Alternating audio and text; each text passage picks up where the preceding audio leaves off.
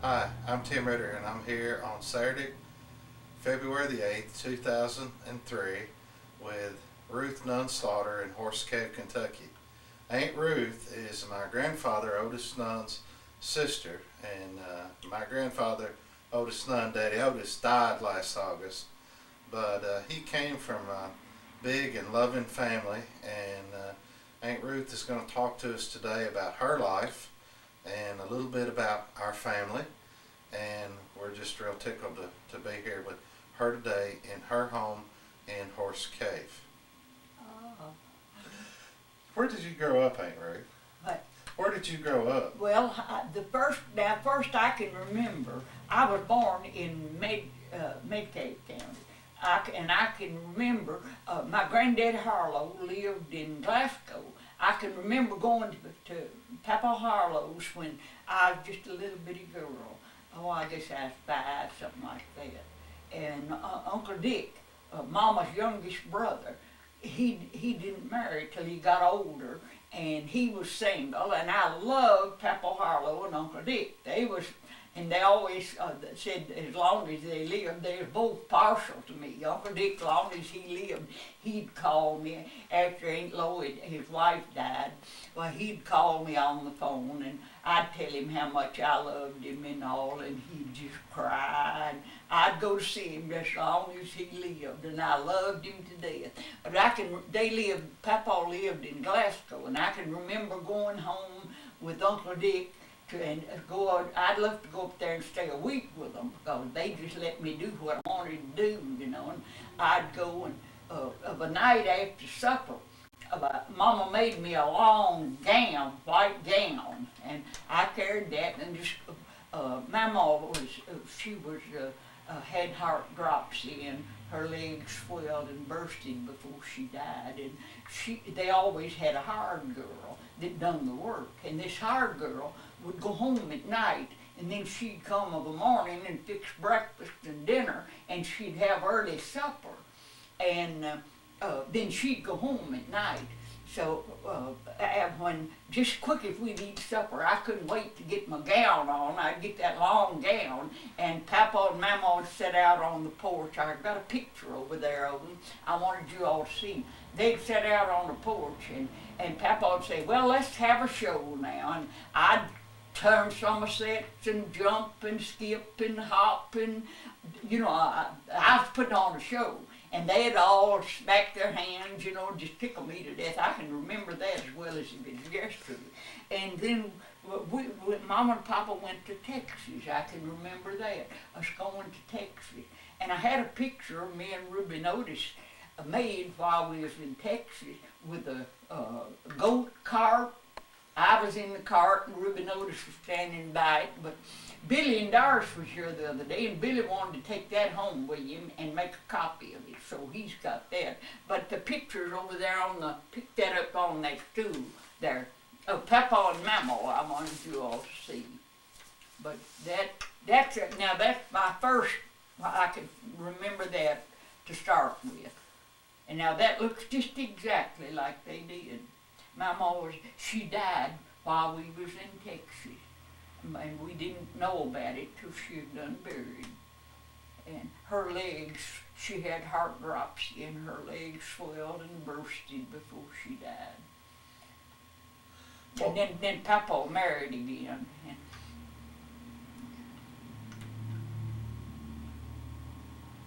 What do you remember about your mom and daddy? Well, they always carried us to church. And taught us to be honest and honorable. And I can remember running off to Mama when I was little.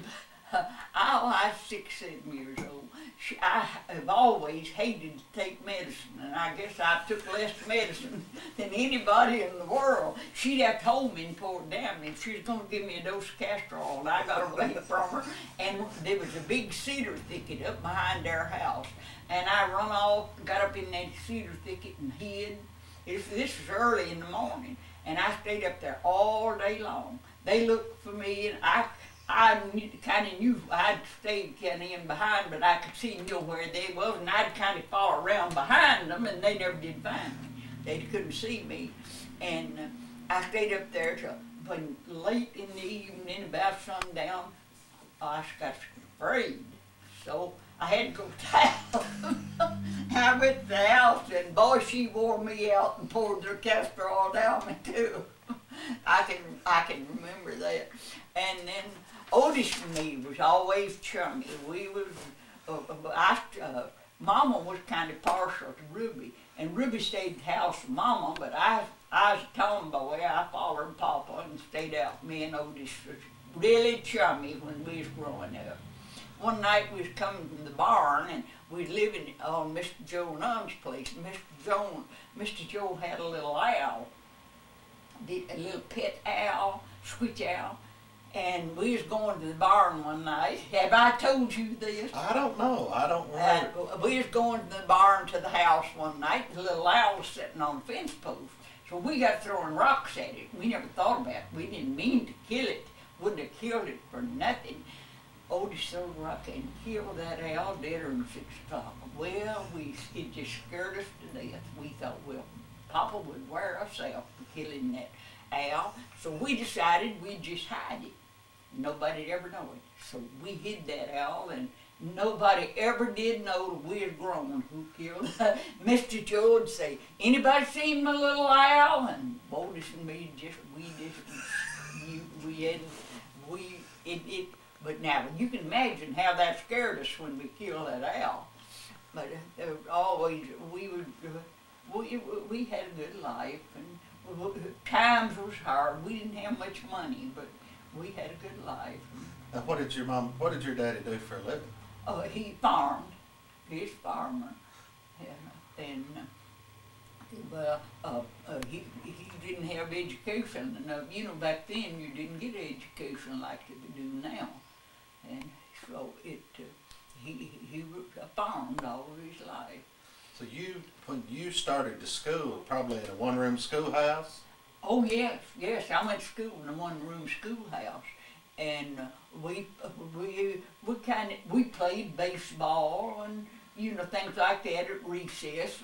The girls built playhouses, and the big girls would be the mamas, and the little ones. I was always Mabel Franklin. She was always my mama when we was in school, and when I was little.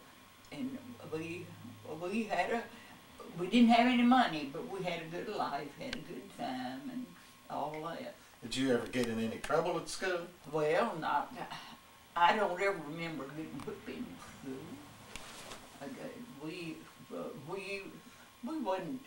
We didn't do too bad at things, but